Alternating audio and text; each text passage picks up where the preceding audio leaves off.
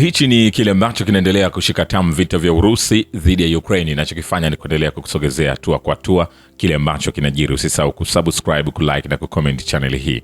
Na katika haya ambayo yanaendelea vita vya Urusi dhidi ya Ukraine, kumekuwa na misukosuko ya hapa na pale, ikiwemo kauli iliyotolewa hivi karibuni na rais wa Ukraine Volodymyr Zelensky kwa jeshi lake, ambapo aliweza kueleza kwamba lazima jeshi lake lifikie malengo ya angalau kuwaua Warusi 50,000 kwa sababu idadi kubwa sana ya Ukraine wameuawa kuliko namna ambavyo Warusi wameuawa. Na hili ni moja jambo ambalo vyombo vya habari vya magharibi huwa wanaficha. Hawataki kuweka uwazi halisi kwenye jambo hili kwa sababu ni ajenda yao maalum ya kuhakikisha wanamtokomeza Urusi. Sasa rais wa taifa la Marekani Donald Trump yeye amesema siku ya Alhamisi kwamba rais wa Urusi Vladimir Putin amekubali kusimamisha mashambulizi kwa wiki moja kwenye miji ya Kiev. Na Trump amesema wakati wa kikao cha baraza la mawaziri mjini Washington kwamba hatua hiyo inafuatia ombi lake kwa rais Vladimir Putin la kusimamisha mashambulizi kutokana na baridi kali nchini Ukraine. Rais Volodymyr Zelensky wa Ukraine amemshukuru Trump na kuandika kwenye ukurasa wa X kwamba ilikuwa ni taarifa muhimu kutoka kwa rais wa Marekani kuhusiana na uwezekano wa kuhakikisha usalama kwa ajili ya Kiev na miji mingine ya Ukraine wakati huu wa baridi kali. Hata hivyo, bado haijulikani ni lini hasa usitishaji huo utaanza, na Urusi haijathibitisha matamshi hayo ya Donald Trump. Kumbuka, ndani ya Ukraine kwa sasa hali ni tete. Kile ambacho aliwahi kuzungumza hayati John Joseph Pombe Magufuli kwamba ukipita maeneo ya Kariakoo ni kwamba majenereta yanalia, basi ndani ya Ukraine majenereta yanalia kila kona. Si mji wa Kiev, nje ya Kiev majenereta yanalia kila kona, ikiwa na maana ya kwamba umeme, vile miundombinu imeweza kuharibika, imeharibiwa na mashambulizi ya jeshi la Urusi. Kwa hiyo kinachofanyika ni majenereta sasa yananunuliwa kwa wingi ili watu wapate umeme, lakini pia kwa sababu ni kipindi cha baridi kali, watu angalau wapate joto pia ndani ya majumba yao. Manake kipindi cha baridi kali kwa wenzetu bwana, si kama ilivyo kwa nchi za Kiafrika kwamba baridi inakuwa kali lakini mnaendelea kuishi kawaida. Wenzetu baridi inakuwa kali, inafikia hatua watu wanakaa ndani, hamna kwenda kazini kwa sababu ya baridi ilivyo kali. Kwa hiyo Putin bado hajathibitisha kama ameridhia ombi hilo la Donald Trump. Tunachosubiria na tunachoendelea kufukunyua ni kutaka kujua Putin amethibitisha, ikulu ya Urusi itasema. Sasa mjumbe maalum wa Ukraine kuhusu vikwazo amewataka viongozi wa Ulaya kutohofia kuzikamata meli za Urusi ili kuizuia kukwepa vikwazo vya nchi za magharibi. Ukraine imeutaka Umoja wa Ulaya kutohofia kuchukua hatua za kutumia nguvu dhidi ya meli za Urusi, akitoa mfano wa kile kilichofanyika kwa meli za mafuta za Venezuela ambazo baadhi ziliweza kuhusishwa na Urusi zilikamatwa na Marekani.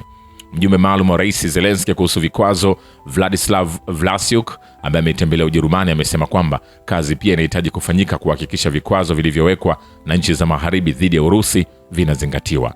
Mjumbe maalum wa Ukraine Vlasyuk amesema anaamini ikiwa baadhi ya nchi za Umoja wa Ulaya zitaanza kuchukua hatua za kuzikamata meli za Urusi, Moscow haiwezi kufanya chochote, lakini pia ameonyesha dhamira ya Kiev ya kutaka kuhakikisha kiwango cha usafirishaji mafuta cha Urusi kinapunguzwa kwa 10% hadi 20%. Sasa hayo yote yakiendelea kushika tamu, kwingineko Kaja Kallas, mwakilishi mkuu wa Umoja wa Ulaya wa masuala ya kigeni na sera ya usalama, anasema huenda Kiev ikalazimika kufanya makubaliano magumu sana ya eneo. Anasema wasiwasi wangu ni kwamba tumeona makubaliano mengi upande wa Ukraine, alisema alipofika kwenye mkutano wa mawaziri wa kigeni wa EU, akitaka shinikizo zaidi kwa Urusi. Ikiwa wa Ukraine wanafanya makubaliano magumu sana, wanafanya hivi ili kuwa na amani kwa Ukraine yote. Mkuu wa diplomasia wa EU alisema, katika dhamana za usalama ni muhimu sana tutoe dhamana zinazoonekana za usalama. Ni kweli kwamba pia Wamarekani wanapaswa kuwa sehemu. Kansela wa Ujerumani Friedrich Merz anasema Berlin haitafanya kazi kama mpatanishi kati ya Urusi na Ukraine katika makubaliano ya amani, Die Zeit inaripoti. Ni Urusi na Ukraine zinazohitaji kukaa pamoja. Sisi Ujerumani hatufanyi kazi kama wapatanishi hapa, gazeti lilimnukuu kansela huyo akisema. Wakati hayo yanaendelea, jarida la Wall Street Journal limeelezea matukio matatu yanayowezekana ya jinsi hali nchini Ukraine ingeweza kutokea mwaka wa 2026. Hali inayowezekana zaidi ni mwaka mwingine wa vita, Huku mazungumzo yakiendelea, gazeti hilo linasema kulingana na jarida la Wall Street, ingawa mashauriano ya hivi karibuni huko Abu Dhabi yalikuwa ya kujenga, tofauti za kimsingi kati ya pande hizo bado ziko, huku Kiev ikisisitiza dhamana za usalama zinazohusisha kupelekwa kwa wanajeshi wa magharibi nchini Ukraine, jambo ambalo halikubaliki kwa Urusi. Chaguo la pili ni kwamba jeshi la Ukraine hatimaye litakuwa limechoka kutokana na ukosefu wa wanajeshi na ubora wa Urusi katika teknolojia ya ndege zisizo na rubani. Kulingana na jarida la Wall Street Journal, vikosi vya kijeshi vya Ukraine vimekuwa vikipigana bila kupumzika kwa miaka mingi, na walioandikishwa wapya wasio na shauku wanazidi kushtua. Katika hali kama hiyo, Kiev inaweza kulazimika kukubali makubaliano magumu zaidi kukidhi mahitaji ya Moscow kuhusu eneo, mipaka ya jeshi la Ukraine, ikiwa ni dhamana dhaifu tu za usalama za Marekani. Chaguo la tatu linahusisha za shinikizo la kiuchumi na kijeshi dhidi ya Urusi. Ni kwambia hivi, hatujamaliza. Wakati hayo yanaendelea, twende kwa taifa la Hungaria, moja taifa ambalo limegoma kuweza kuthibitisha au kuweza kupitisha misaada kupitia ule umoja wa EU. Wao wamekuwa wakiweka ngumu sana, kwa sababu wanasema endapo wataridhia hela ya watu wa Ulaya inakwenda kutumika kumwaga damu, kitu ambacho Hungaria anasema haungi mkono. Sasa nikwambie, Hungaria itapinga uamuzi wa viongozi wa umoja wa Ulaya wa kutenga dola trilioni 1.5 kwa Ukraine kwa zaidi ya miaka 10. Gergely Gulyas, mkuu wa ofisi ya waziri mkuu wa Hungaria, anatangaza uongozi wa EU unatarajiwa kupata uamuzi kama huo katika mkutano wao wa kilele mwezi Machi. Hatua zote zinazochukuliwa sasa huko Brussels zinalenga kuendeleza vita nchini Ukraine. Wanataka kufanya maamuzi kwa lengo hili katika mkutano wa kilele wa umoja wa Ulaya mwezi Machi. Hungaria inajaribu kupinga ufadhili wa vita, kwa hivyo ni muhimu tuchukue msimamo wazi kuhusu jambo hili, Gulyas aliwaambia waandishi wa habari. Alikumbuka kwamba katika miaka 4 iliyopita EU imetumia euro bilioni 193 kuisaidia Ukraine. Anasema hii ni mara 3 zaidi ya sisi wa Hungaria tumepokea kutoka EU tangu kujiunga na jumuiya hiyo mwaka 2004, mkuu wa ofisi ya waziri mkuu alibainisha.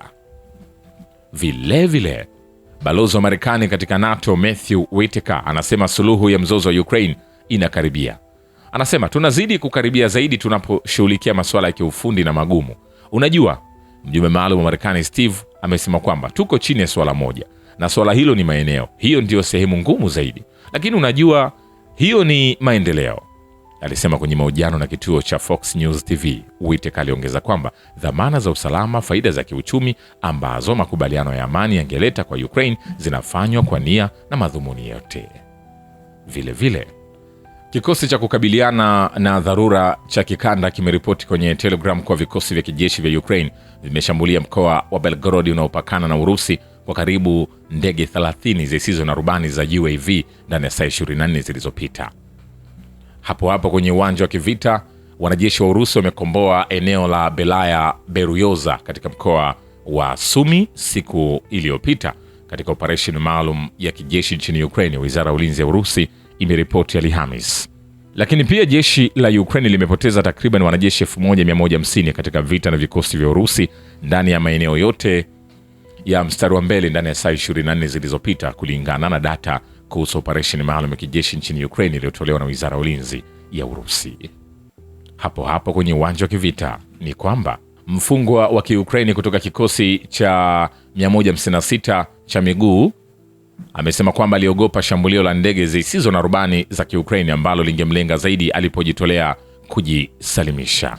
Lakini pia kanuni ya ubadilishanaji ni sehemu ya mpango wa mafunzo ya lazima kwa wapiganaji wa Battle Group East. Bura, mwalimu wa kikosi cha 36 cha walinzi wa mitambo cha jeshi la 29 la walinzi wa mikono ya pamoja la Battle Group East, anasema hapo kwenye uwanja wa kivita ni kwamba amri ya wanamgambo wa kundi la Azov linalotambuliwa kama la kigaidi na lililopigwa marufuku nchini Urusi limepiga marufuku kuwateka wanajeshi wa Urusi.